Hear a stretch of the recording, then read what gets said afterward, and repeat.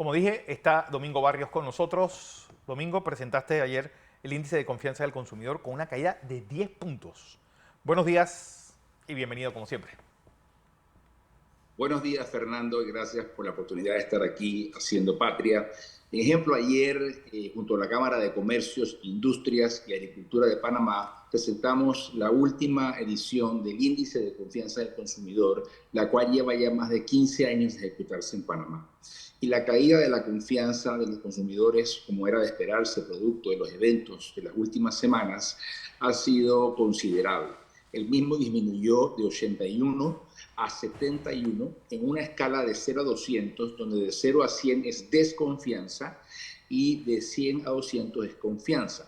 Panamá, antes de la pandemia y del presente gobierno, había estado siempre en números positivos de confianza del consumidor, con una economía que todos conocemos de los últimos 20 años que venía creciendo de manera sostenida. En la pandemia entramos en desconfianza, luego de la pandemia tuvimos también algo de estragos sociales que nos hicieron retrasar la reactivación de la economía. Luego comienza a activarse la economía nuevamente con el esfuerzo de la empresa privada, básicamente. El gobierno no tiene mayor estrategia económica para la pandemia, ni la pospandemia, ni la reactivación. Y luego caemos entonces en los sucesos que tenían que ver con el tema del contrato minero, que nuevamente pues afectan la economía y por ende el bienestar de todos los panameños. Hay que tener en mente qué es lo que realmente causa esta caída. El índice no es una pregunta directa de cómo usted cree o cuánto usted confía en la economía del país a futuro, sino que es una variable indexada. ¿Qué quiere decir? Que la compone 4 subvariables que sí se preguntan directamente y que de ellas, bajo un cálculo matemático establecido por la Universidad de Michigan hace más de 70 años en los Estados Unidos, se establece entonces cuál es ese nivel de confianza tipo termómetro que el panameño aprecia o considera hoy en día en relación a la confianza en el desarrollo económico del país a futuro. Esos 4 elementos, 2 tienen que ver con el hogar, que es cómo ellos ven la economía de su hogar en los próximos 12 meses y cómo ven ellos la capacidad de ahorro en los próximos 12 meses. En estos 2 indicadores hay caída. Por ejemplo, en el estado del hogar, que estaba en desconfianza en 78 puntos, aumenta la desconfianza porque cae a 74 puntos. O sea, disminuye 4 puntos por encima del margen de error del estudio. Por ende, hay diferencia estadísticamente significativa. De igual forma, su expectativa en cuanto a si va a ser posible ahorrar o poco probable o nada probable ahorrar, también hay una caída. De 79 puntos cae a 70, una disminución de 9 puntos, en línea con la disminución del índice general indexado. Pero el de la caída más profunda y más preocupante es la expectativa de la confianza en la economía del país en general. Aquí hay un desplome de 21 puntos, cae de 72 la edición de septiembre, mientras que en la de noviembre, que es la última que estamos publicando, el registro nos indica 51 puntos en la escala. Es decir, la desconfianza en la economía del país a futuro es sumamente marcada, se ha profundizado, se ha consolidado y el panameño realmente está en una gran incertidumbre de hacia dónde va el país en términos económicos. Y todos sabemos que de la situación económica general del país permea la situación económica de nuestros hogares, la Claro. generación de y por ende la capacidad de ahorrar. En cuanto al desempleo, que ya estaba en desconfianza, se mantiene en desconfianza 91 puntos. Sin embargo, cuando vemos la ventana a 6 meses, que es una pregunta que hemos incluido en Panamá de manera particular para entender lo que ellos piensan a más corto plazo, lo más importante a rescatar es que aquellos que piensan, tanto los que están desempleados como los que tienen un trabajo y pueden estar viendo que su empresa está afectada, que está tambaleando, como los que quieren un trabajo mejor, por ejemplo, o los que están próximos a acabar estudios universitarios y quieren poder conseguir un puesto de trabajo. Vemos que de 28% que antes decían no será fácil conseguir un trabajo o un nuevo trabajo, ahora esto aumenta a 42% de los Wow. entrevistados. ¿Qué quiere decir? Que el panameño está previendo una situación económica sumamente difícil para el corto plazo, para el próximo año y el futuro del país en general. Entonces, tenemos que ser conscientes que nos encontramos ante un reto que nunca antes hemos visto. es muy importante tomar en cuenta que las próximas elecciones van a ser cruciales para poder establecer un modelo de gobierno que sea eficiente y no un Estado fallido. Un modelo de gobierno que tenga a su cabeza a un estadista, a un administrador, y que se rodee de estadistas y de profesionales de las mejores calificaciones para que puedan establecer estrategias en todos los rubros que han sido afectados en el aspecto macroeconómico de la nación y establecer una política estatal que conlleve a una real reactivación económica y a proteger a Panamá de los retos que hoy día enfrenta producto de las decisiones que se han tomado en los últimos 5 años y sobre todo las que se han tomado en los últimos meses. Domingo, Causas. antes, porque está el ingeniero hablando con nosotros, que quiere pues, preguntarte algo. Empezamos con él. Bueno, Buenos días, Domingo. ¿Cómo está, ingeniero? Siempre un gusto compartir con usted. El placer es nuestro de poder compartir contigo y con nuestra audiencia tu conocimiento con los datos que nos están dando, que son altamente preocupantes. Quería hacerte dos preguntas para ponerlas en contexto. Este estudio que se ha realizado y a través de muestreos y las encuestas miden percepciones psicosociales de la gente. Primero, ¿de qué fecha es? Para tener una idea con respecto a la crisis de noviembre, cuánto influyó en esa percepción psicosocial de la gente. Y dos, de ese punto de vista entonces, cuando lo comparo con lo que estaba ocurriendo en diciembre, durante las movilizaciones de noviembre, lo que pasa en diciembre durante todo el día largo del fin de semana de la Madre, contrario, hay una movilización masiva hacia el interior, ocupación activa, como que si hubiese una especie del despertar del consumo. Y también me llama esto mucho la atención porque en los Estados Unidos ocurren cosas que tampoco la gente se puede explicar muy bien. Esa voracidad por consumir que se produce en los Estados Unidos, la vi reflejada con las restricciones correspondientes en las primeras semanas de diciembre. Por eso, primero, ¿cuándo fue tomado todo esto? ¿Y cuál es tu interpretación ahora, más subjetiva porque no tienes la medición, de las primeras semanas de diciembre con respecto a la actitud del consumo, que es una variable importante en la dinámica económica de un país? Es correcto. El campo se realizó del 20 al 25 de noviembre. En medio del así problema. que era hacia finales del mes de noviembre, es correcto. La encuesta pues, es a nivel nacional, tiene un margen de error de 3.7 más o menos puntos porcentuales a un nivel de confianza del 95%.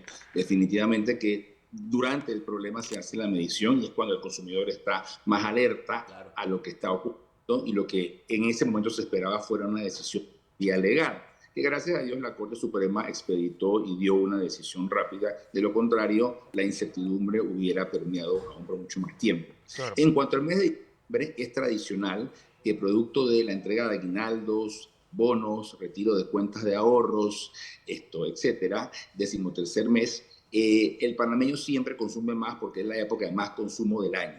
Lo que vamos a tener que esperar es comparar cuánto consumo se genera en diciembre de este año, producto de la situación actual, versus lo que se generó el año pasado y sobre todo lo que se generaba pre-pandemia, que es cuando realmente estábamos en los estados normales de la economía panameña de las últimas décadas. En el caso de los Estados Unidos, ellos han tenido una recuperación hacia la confianza positiva desde hace ya más de 2 años y que la han sostenido. Han tenido sus temas de inflación que han tratado de controlar. La Fed no ha sido agresiva en el incremento de las tasas de interés, sin embargo ya anuncia que pronto esto puede cambiar. Y lo que ocurre en Estados Unidos es que tenemos el efecto en noviembre del Black Friday, donde hay muchísimo consumo que es orientado hacia las compras navideñas. Luego, a inicios de diciembre, esto suele decaer un poco y luego vuelve a levantarse cuando llegan ya las ofertas directas para la fiesta de Navidad y la época festiva. Entonces, en el caso nuestro, la expectativa del reporte es a una ventana de 12 meses. Va más allá de los próximos 30 días, inclusive de los próximos 6 meses. Entonces, la desconfianza que ellos están reportando va orientada a qué va a pasar el próximo año realmente, claro, ya que 12 meses, diciembre de este año a diciembre del otro año. Entonces, yo creo que diciembre va a ser un mes de algo de alivio para la economía local, la de retail, la de los comercios, también ojalá restaurantes y hoteles, y haya movimiento también en esos rubros que siguen golpeados. Pero en enero, cuando pasen las fiestas y lleguen las cuentas también de las tarjetas de crédito, Sí. de las deudas que han adquirido para poder celebrar con la familia, cumplir, vamos posiblemente a otra vez una profundización del tema de la desconfianza o por lo menos su mantenimiento. Claro. Entonces, tenemos que ser muy cuidadosos en esta época de diciembre, porque es un diciembre donde todos queremos compartir y queremos invertir, pero la realidad es que el próximo año es un año de mucha incertidumbre y tenemos que ser cuidadosos de no sobreendeudarnos, sobre todo con tarjetas de crédito, que luego se convierten en una bola de nieve que afecta fuertemente la economía del hogar. Así es. Domingo, como siempre, un placer recibirte. ¿Cómo crees? Es decir, ¿crees que la confianza que un nuevo gobierno pueda mejorar el país, pues haga que esta aumente en los primeros meses del 24? Usualmente en el año electoral y preelectoral la confianza mejora porque los consumidores tienen una idea de por quién van a votar y en base a esa idea piensan que va a haber un cambio a positivo, el cual ellos están apoyando. Sin embargo, en este año preelectoral no lo hemos visto. Ha habido mucha incertidumbre y luego llegó el tema del contrato minero que básicamente apagó la discusión política. La mayoría de los candidatos se quedaron fuera de esa discusión.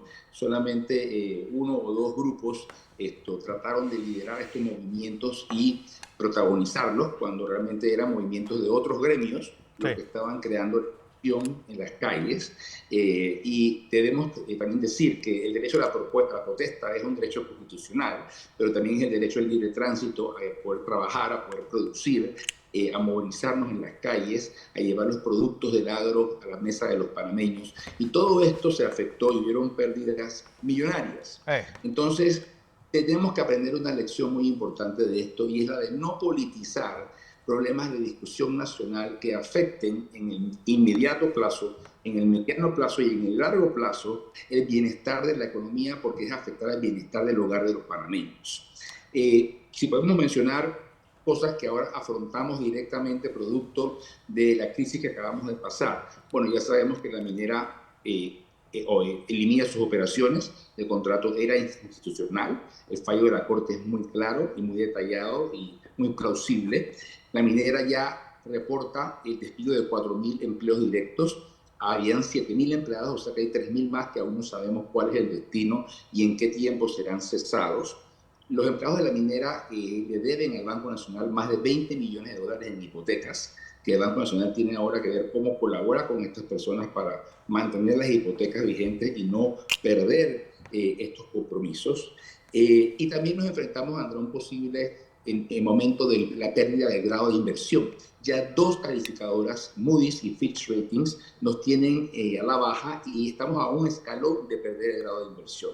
Ahora bien, Panamá no tenía grado de inversión antes del 2010. Eso se logra en el gobierno de aquel turno y que fue un gran logro. ¿Y qué hace el grado de inversión? Nos hace atractivo para inversionistas internacionales y la inversión directa extranjera aumentó considerablemente porque el inversionista ve en Panamá un lugar seguro donde poner su dinero. Al perder el grado de inversión, podemos seguir recibiendo inversión directa extranjera, podemos seguir emitiendo bonos del país y tratar de colocarlos, pero definitivamente a tasas de interés de pago mucho más altas. El dinero va a ser mucho más costoso, vamos a tener que pagar más intereses y esto nos va a rendir mucho menos. Para el próximo año, se estima que Panamá va a pagar de todo su presupuesto, de sus ingresos, como país, el 15% en solamente servir el interés de la deuda que va arriba de 40.000 millones de dólares, la más alta en la historia del país. Sin embargo, otros países con grado de inversión están pagando un 8% de sus ingresos en temas de tasas de interés. Entonces, para nosotros es una posición muy desventajosa de poder salir a buscar fondos para poder invertir en infraestructura, en grandes proyectos sociales, en salud, en educación, en carreteras, en puentes, en metros, en cosas que generen plazas de trabajo formales. Porque también tenemos que entender que producto de la pandemia y ahora más acentuado con la crisis minera, la informalidad en el país sigue creciendo. que Así está es. arriba del 52%. El desempleo está en un aproximado de un 8%, donde el 52% son los jóvenes, jóvenes de 18 a 29 años, que no logran conseguir trabajo después de 1, 2, 3 años de búsqueda. Entonces somos un país joven, con joven gente desempleada, Sí. con una ley de esto nunca hemos tenido, pagando unas tasas de interés que van a ser el doble de lo que serían en otros mercados. Y esto es producto no solamente del tema de la minera, es producto de que desde hace 2 años las calificadoras nos estaban diciendo que Panamá tenía una disciplina fiscal carente, que había demasiado endeudamiento, que se estaba aceptando más que nada en las planillas de gobiernos estatales y con salarios elevados, que son gastos operativos corrientes y que no generan inversión, por ende no generan un retorno al crecimiento. Así es. Entonces, el próximo gobierno tiene que ser manejado por personas que sepan administrar la cosa pública y sepan administrar también la empresa privada y que trabajen en conjunto y creen un equipo de apoyo multidisciplinario, porque hay que tomar decisiones fiscales, decisiones tributarias, decisiones de política de Estado, decisiones de la empresa privada. Sí. Hay que alientarla. Hay que poner el peso en la empresa privada, hay que poner el peso en la reducción del tamaño del Estado, en la reducción y la austeridad de los gastos del Estado, y para eso se va a tener que tener a un gobierno que cuente con un apoyo masivo de la población, que esté dispuesta a ver que los servicios del Estado van a ser afectados, por ende el servicio que recibe el ciudadano también se afecta. Así es. Entonces, bueno, Domingo, como siempre, un placer tenerte acá y igual, vamos a ver pues qué pasa con todo esto. Gracias, Domingo Barrios, Marketing Group, y resultado del índice de confianza del consumidor.